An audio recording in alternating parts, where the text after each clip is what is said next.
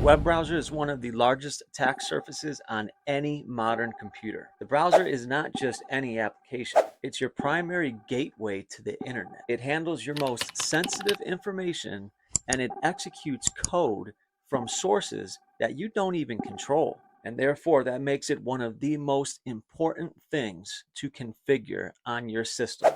All right, now hold on a second. I have a better idea. How about just using different browsers for different tasks?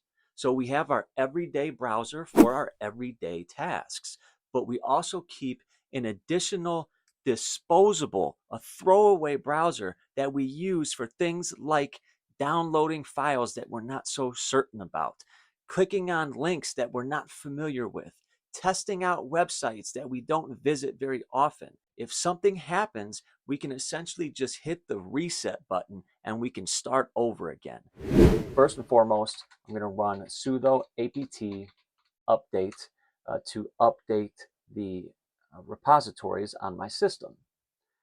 Once that has completed, the next step in this process is going to be to install the virtualization platform. I'm choosing to use VirtualBox. So we're going to run the command sudo apt install VirtualBox. I'm going to add a -y onto the end to automatically answer any yes prompts. So to keep things simple, I'm actually going to choose a distro, an image that you probably didn't see coming, but it's going to make this process very easy. And I just kind of want to bring the concept home as opposed to getting nitty gritty in the configuration steps of this.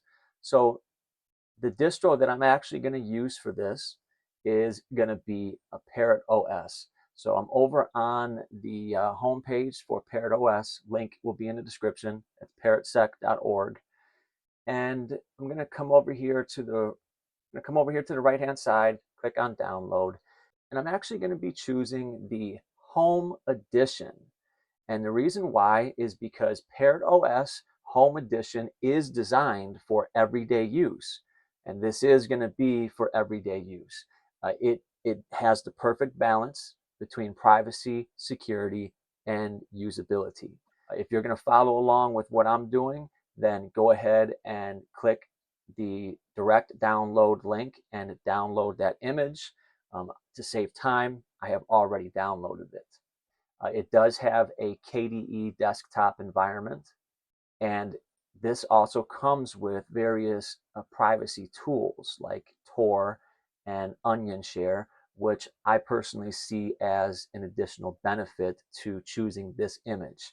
And obviously it comes with Firefox ESR, and that is the main purpose of this, is so that we can have that Firefox web browser inside of our virtual machine. So once you have downloaded the image, this is what is so awesome about this. It's so incredibly simple to get this up and running because of the fact that we chose an OVA image. All we're going to do is locate that image that's going to be in my downloads directory for myself.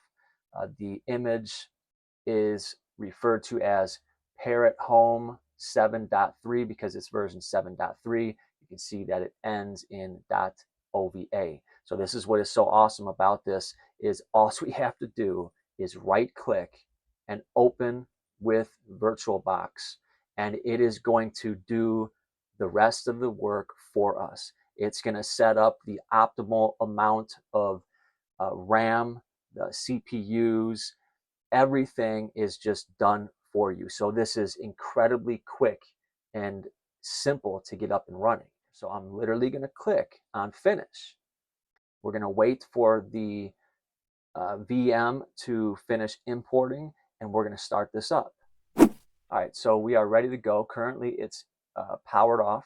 I'm going to come up here to the green start icon, and I'm going to start it up for the first time.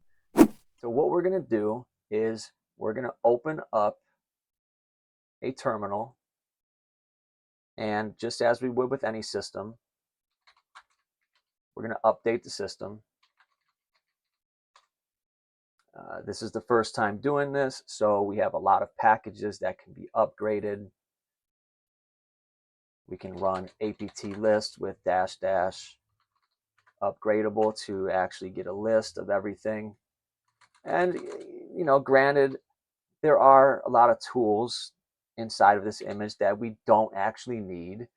Even though it's the home edition, we still do have various pen testing tools. We didn't need any of that, but we'll take them, whatever.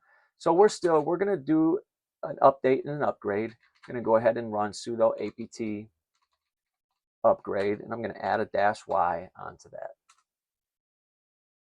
And we're gonna go ahead and upgrade all of the existing packages. All right, so the upgrade has completed, and it took a few minutes because that was the first time doing it. So it upgraded a lot of packages.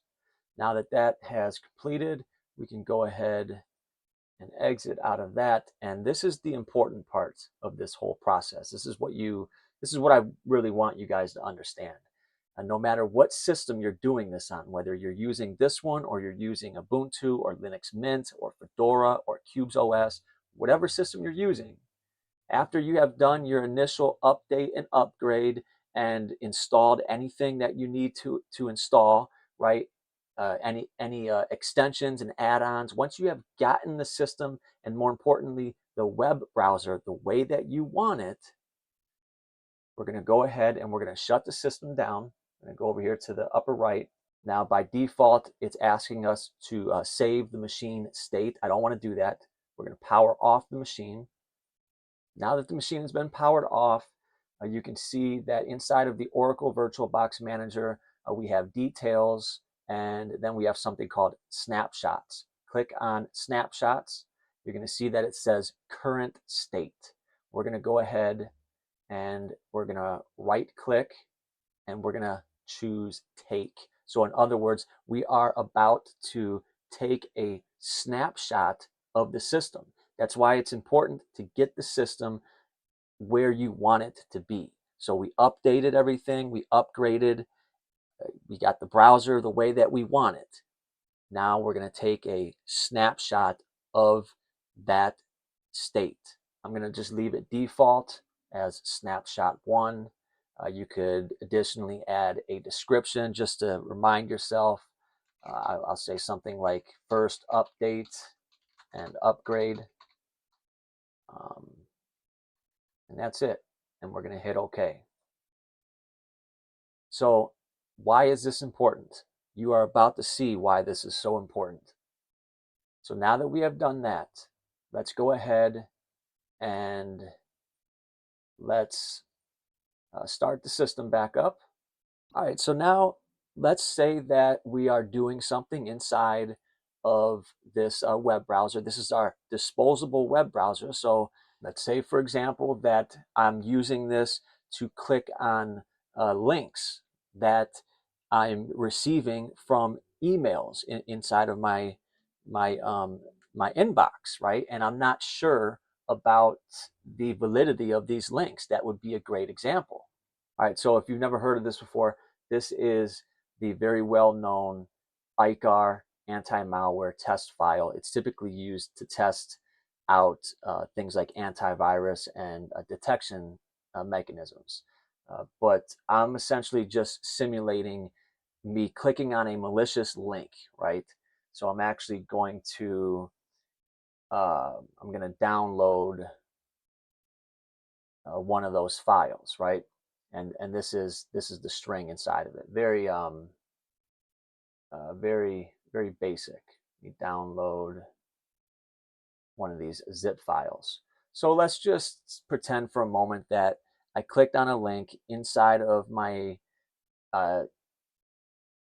inbox, inside of an email in my inbox, and unbeknownst to me, that link was malicious in some nature, right? That's, this is a high level simulation of that. So now, unbeknownst to me, I just potentially exposed my entire system. So now what I'm going to do is I'm going to close out of everything. I'm going to power off the machine. We're going to come up here, and next to details is snapshots. And I'm going to click on snapshot 1. That was the snapshot that we made. Right click and choose restore. I'm asked if I want to create a snapshot of the current machine state. I'm not interested in that because the current machine state is the compromised state. So I'm going to uncheck that and choose restore. Now we have restored the state of the machine. So I'm going to start the machine back up. Now watch this. I'm going to open up a terminal, and I'm going to run ls on the downloads directory, and you see that there's nothing there. What happened to the malware? Doesn't exist because we restored the state of the machine back to the snapshot. That's the power of this. That's the power of this. You can do whatever you want with that machine. You can look at whatever you want inside of that web browser.